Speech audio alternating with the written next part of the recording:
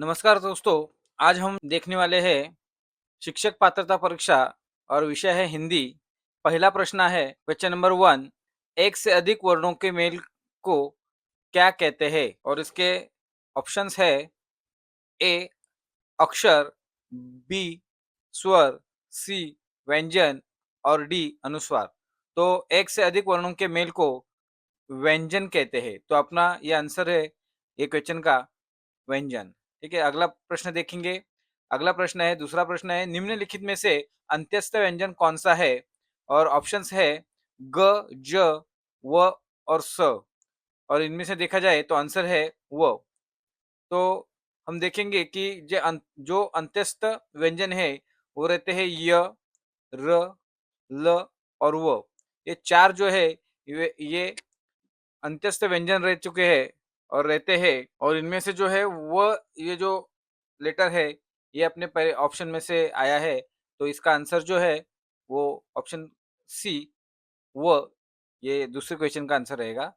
अगला क्वेश्चन वो देखेंगे। प्रश्न क्रमांक 3 है, जिस समास में पूर्व पद गौण तथा उत्तर पद प्रधान हो उसे कौन सा समास कहते हैं? तो इसके ऑप्शंस है द्वंद्व समास, बहुव्रीहि समास, द्विगु समास और तत्पुरुष समास। और इसका उत्तर जो है उत्तर है तत्पुरुष समास। तो इसके बारे में थोड़ा हम जानेंगे कि जिस समास में पूर्व पद गौण होता है और उत्तर पद प्रधान होता है उसे तत्पुरुष समास कहते हैं। उदाहरण के तौर पर देखेंगे कि राजपुत्र। तो राजपुत्र ये जो है तो इसको हम उसका तोड़ करेंगे तो राजा का पुत्र। तो इसको ज्यादा ये राजपुत्र किसको कहा जाता है? तो पुत्र। और किसका पुत्र? तो राजा का।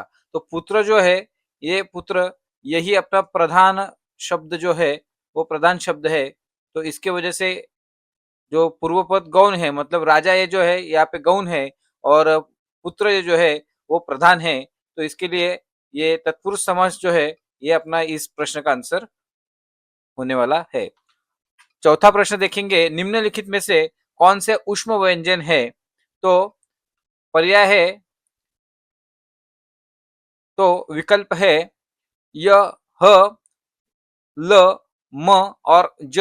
तो इसमें से ये प्रश्न का उत्तर जो है वो है ह। ह जो है इस प्रश्न का उत्तर रहेगा, क्योंकि हम देखेंगे कि जो हिंदी में रहते हैं तो हिंदी में श, स, श और ह ये जो रहते हैं ये रहते हैं ऊष्म ऊष्म व्यंजन ये रहते हैं।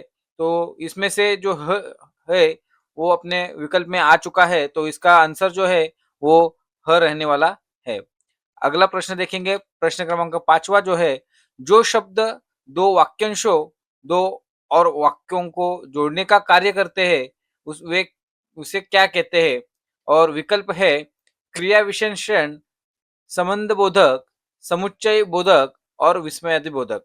तो ये प्रश्न का जो आंसर जो अपना उत्तर रहेगा वो रहेगा ऑप्शन क्रमांक सी पर विकल्प सी जो है समुच्चय बोधक। इसके बारे में हम जानेंगे कि समझो अपना दो वाक्य को जोड़ना है। तो दो वाक्यों को जोड़ने के लिए हम और मतलब और यूज कर सकते हैं या फिर लेकिन यूज कर सकते हैं या फिर उनको तथा तथा अथवा ये सब जो शब्द है ये हम यहाँ पे यूज कर सकते हैं। इसका उदाहरण के तौर पर हम देखेंगे कि राम और शाम और शाम।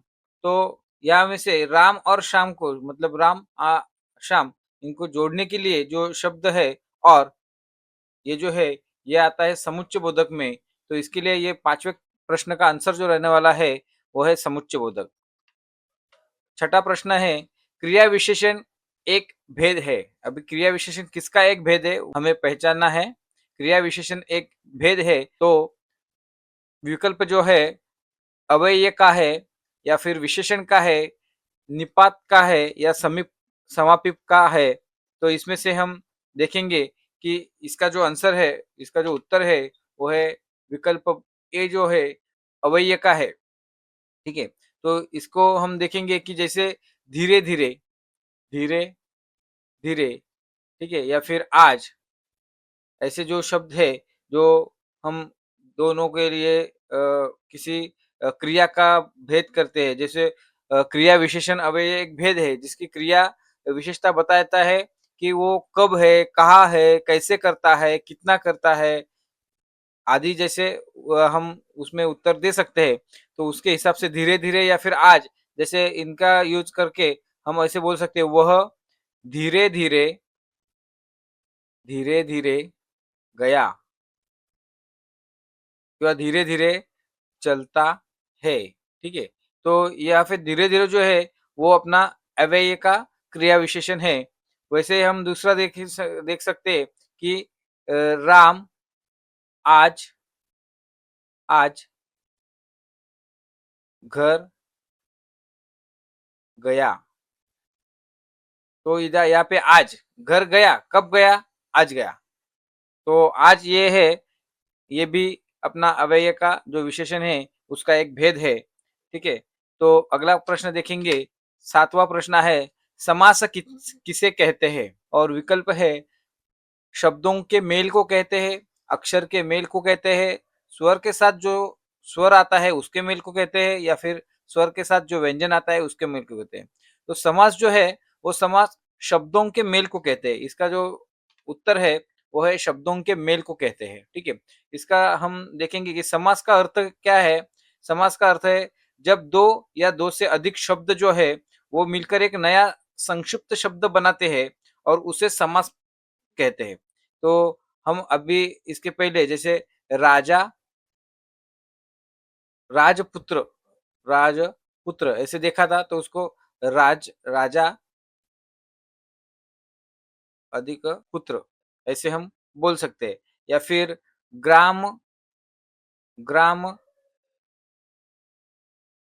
बना वासी, इसको ग्रामवासी ऐसे इसके हिसाब से हम देखेंगे कि जैसे 2 शब्द है, 2 शब्द को बना के 1 शब्द होता है, 2 शब्द को बना के 1 शब्द होता है, तो इसके लिए उसको समास कहते हैं, ठीक है?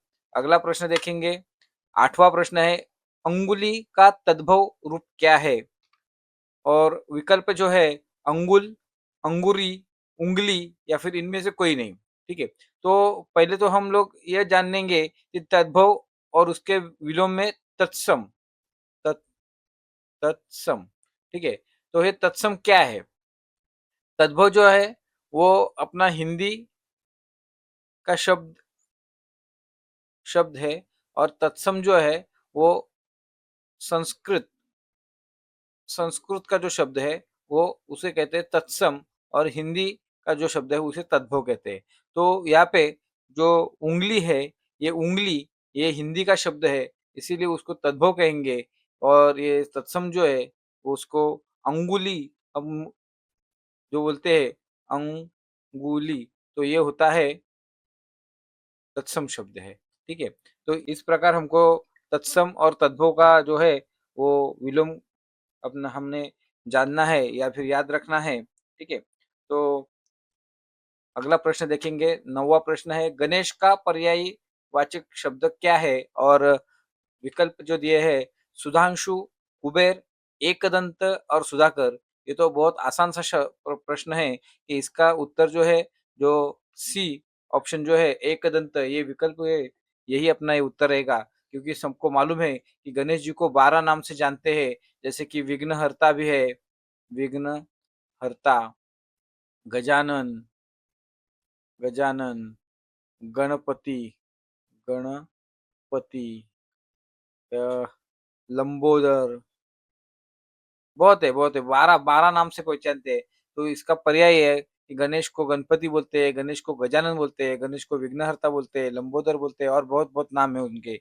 तो यहाँ से हम देखेंगे, सुधांशु जो है, वो चंद्रमा को सुधांशु बोलते हैं। कुबेर किसको कहते हैं? जो धन का पति है, धन का पति, पति या फिर देवता, देवता भी कह सकते हैं, धन के देवता जो है, धन की देवता, उसको कुबेर कहते हैं। और सुधाकर जो है, उसको भी चंद्रमा, चंद्रमा को भी सुधांशु या फिर सुधाकर, ये दोनों शब्द आते हैं, ठीक है? अगला प्रश्न जानेंगे, 10वां प्रश्न है, इहलोक का विपरीतार्थ शब्द कौन-सा है? तो इहलोक का विपरीतार्थ शब्द है, इसमें से विकल्प जो दिए गए हैं, उपकार है या फिर पाताल है या फिर आदि है या फिर परलोक है। तो इस प्रश्न का आंसर जो है, वो सबको मालूम होना चाहिए कि इहलोक का विपरीतार्थ मतलब परलोक है। इसमें ये विपरीतार्थ शब्द जो है, तो विपरीतार्थ शब्द के अलावा विलोम ऐसा भी शब्द यहाँ पे दे सकते हैं कि इहलोक का विलोम शब्द कौन-सा है? तो हम सबको मालूम रहना चाहिए कि इहलोक का विलोम इसको परलोक कहते हैं। यहाँ पे देखा जाए तो इहलोक मतलब अभी जो हम संसार में जी रहे हैं, संसार में जी रहे हैं, जीवन जी रहे हैं और परलोक मतलब जो मृत्यु के बाद का संसार संसार। ये जो है मृत्यु के बाद का संसार, इसे परलोक कहते हैं। तो इस तरह से हमने ये वीडियो में 10 प्रश्न देखे हैं। आपको ये अच्छे लगे होंगे, तो आप लाइक करें, शेयर करें और सब्सक्राइब ज़रूर करें। धन्यवाद।